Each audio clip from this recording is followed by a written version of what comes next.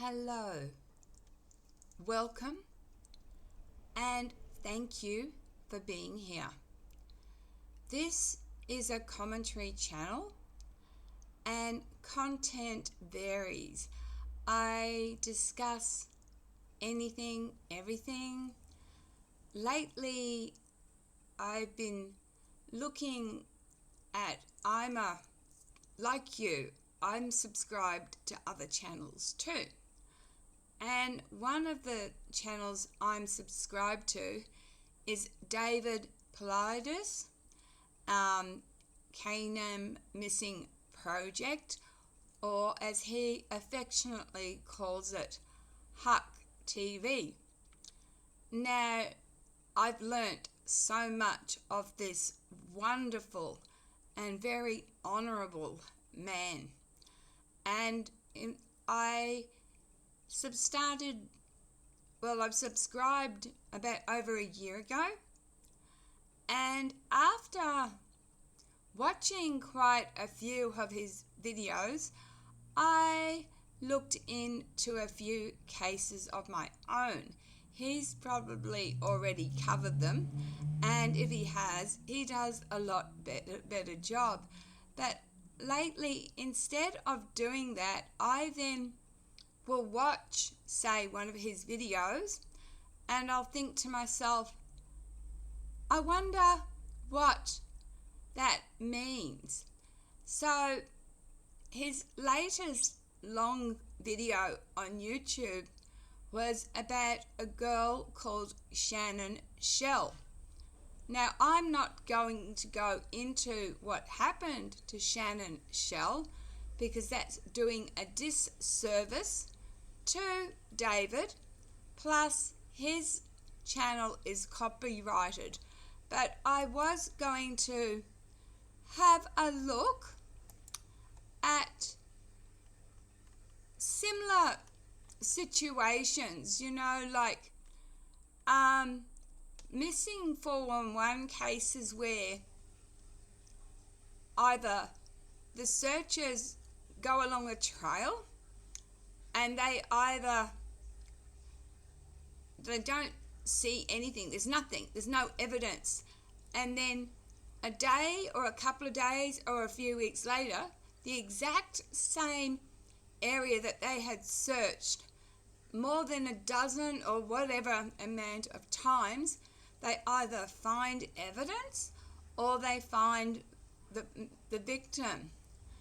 Now, with Shannon, she disappeared in the place of ancient petroglyphs, and apparently the presence of ancient petroglyphs depicting portals, which this was in the area where she disappeared.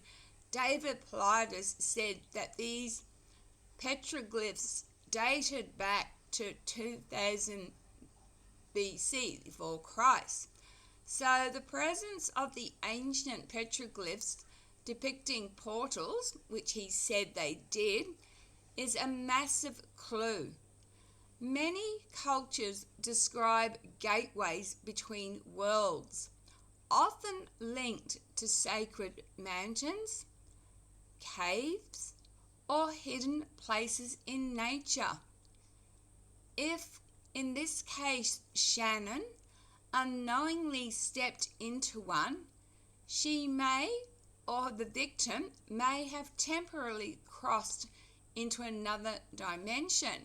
Now, in Shannon's case, her water bottle and cigarettes were found. So let's say evidence.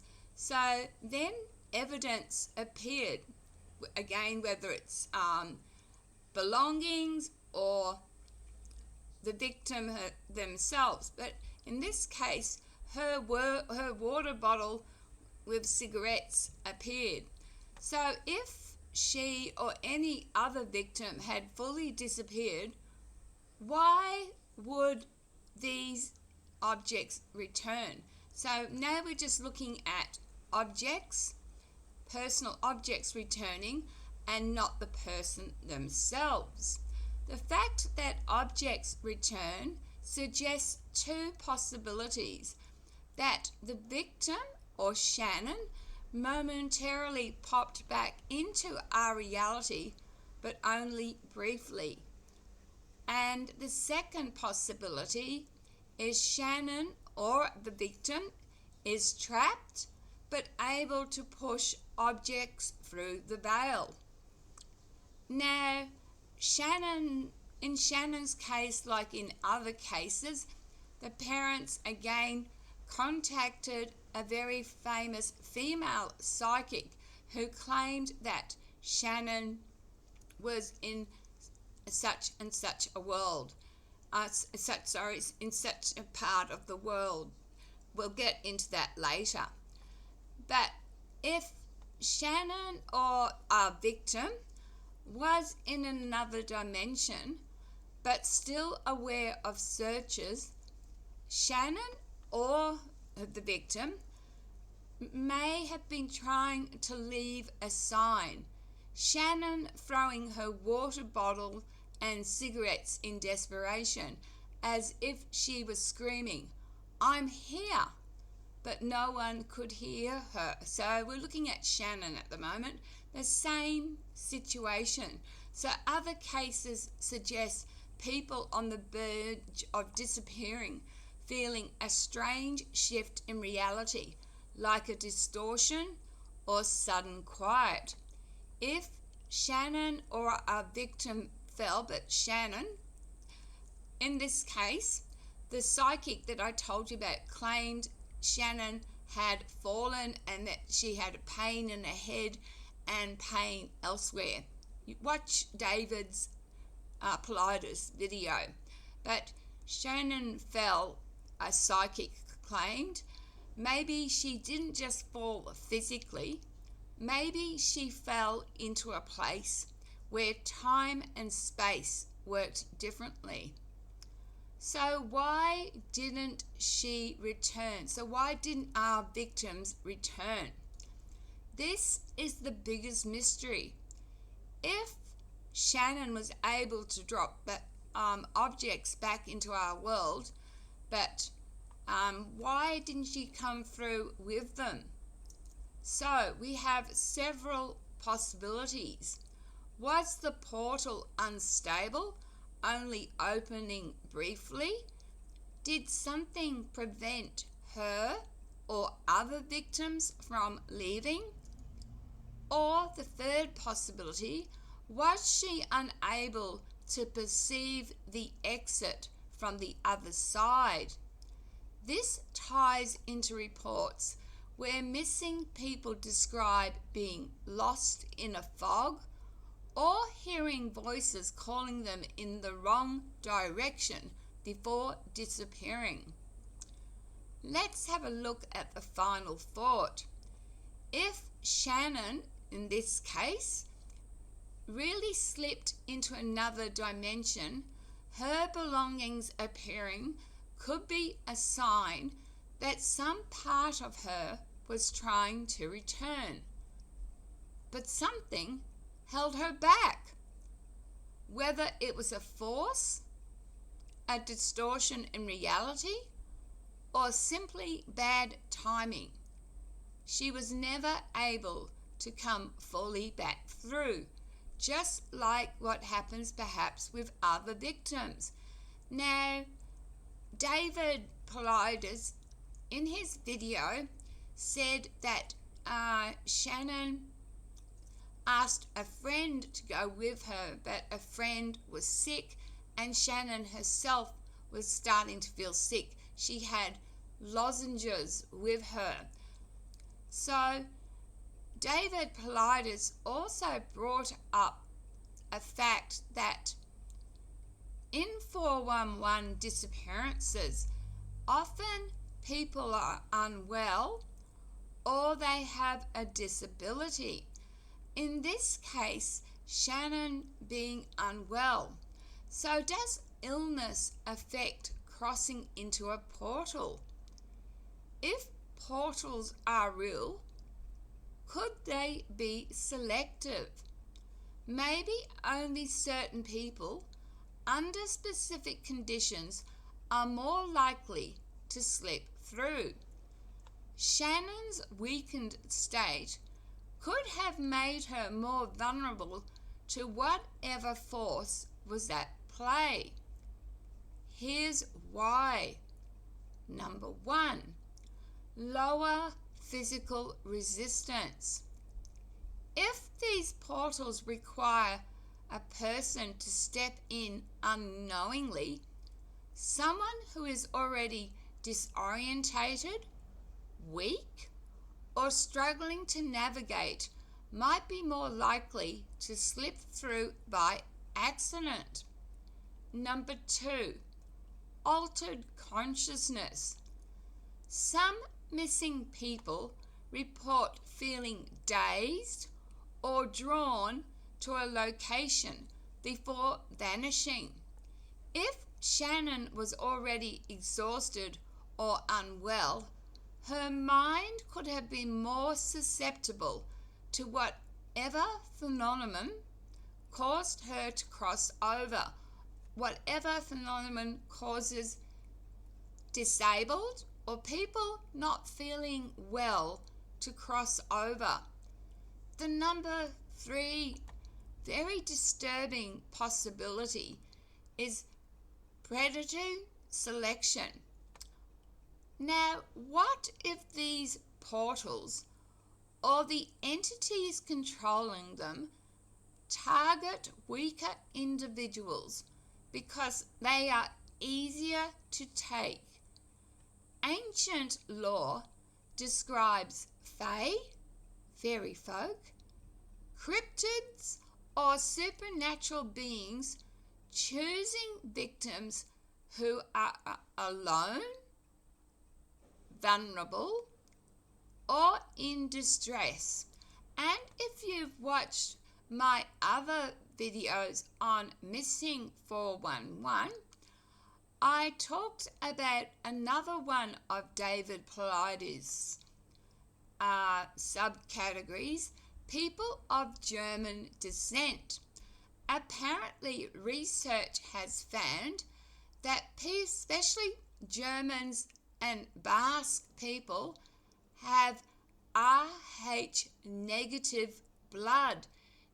Are these entities after Rh negative blood, or does having Rh negative blood, the rhesus factor, make you in a way kind of more magical and able to cross over into portals, or make you more enticing to whatever is preying on or abducting these people? Now let's go back to Shannon. Did Shannon's weakness prevent her from returning? So we're talking about people being ill or disabled. Now, if Shannon was able to drop her water bottles and cigarettes back into our world, why couldn't she return? Her condition could have played a role. She might not have had enough strength to fight back if she was held in another dimension. She or victims perhaps can't see the way out. Maybe portals are more perceptible to those with stronger energy or awareness. The other possibility is time distortion, keeping Shannon or victims trapped. Now, if the victim was in a place where time moves differently, they might not even know they're gone. Now, the other thing is not only might there be a time distortion, but there might be space distortion. So what, say, takes us, say, 12 hours, say, to go a few hundred kilometers, maybe only take them 1 hour, because maybe the dimensions are different. When I mean dimensions, I mean like gravity, what exists over there. Maybe people can fly, who knows. And the final thought about health. Shannon's case challenges the missing 411 pattern, the usual pattern. If portals are real, it suggests that anyone can be taken, healthy or not. But those in a weakened state may struggle more to return. Now, I did a video the other day about a guy who was found hundreds of miles away with amnesia. In the case of Shannon, did she stumble into something she couldn't escape? Or, like other victims, was she an easy target for an unknown force? Now, guys, I have written and published on Amazon over 20 books. If you look up Gem Amber Stone, Gem spelt with a J, you will find me. And my books are quite cheap. And I have written specifically 2 different books on missing 411. It looks like I might have to write a 3rd one, because the more that I listen to David Paulides, the more that just when I think I've latched on to an idea or an answer, it all goes out the window. I strongly recommend you watch David Paulides and subscribe. A great man doing great work for victims and for their families. It's not really closure, because nobody gets closure. I'm a widow and I lost my husband, as all of you who know me know that once upon a time I was a drug addict. I started this channel as a drug addict, and my husband was a drug addict, and he lost his life at the age of 38 to infections. Anyway, I've also covered on this channel other information, other cases about 411. You're welcome to scroll through my channel. I've uploaded thousands of videos. Now, David Paulides said that he has thousands of subscribers, and he is apparently losing people, and it's all on YouTube, and he's saying that something's not adding up, because yet his subscriber base is going up, but watch time is going down. And he says how much effort he puts in. You know, his whole life is, doing this for us. And he is monetized. That means he gets money for his channel. This channel doesn't get any money, and I too put a lot of effort into it. I too am coming to a place where if I'm only getting 1, or sometimes at the most I'll get, depending on the nature of what my video is, the most views I think have got is a couple of hundred, and that had to do with trauma, my trauma. I too am thinking about not doing as much because it takes a lot. So I too am thinking of only uploading one video every now and then because I've uploaded thousands for very little result. It's just not worth it to me. And how can I get better at this? How can I get better equipment so you can get a better video when my subscribers are low? I've got less than 400 subscribers, and generally any video, I'm lucky if I get 5 views. It's not right. This is time and effort that I could be doing. Time is precious, and I could be doing something else with my time than this. I do it because I am lonely, and I see YouTube as like an interaction, me talking and you listening, and when I get a comment, I think, yes, I've been heard, and I do value a view, but I'm not getting enough, guys, and so it's not really worth my time either. All right, again, humbled and grateful for any view. Wish I had more. And please be nice to one another. Costs nothing to be nice. And wishing you loving blessings. Have a great weekend. I don't know when I'll be on again.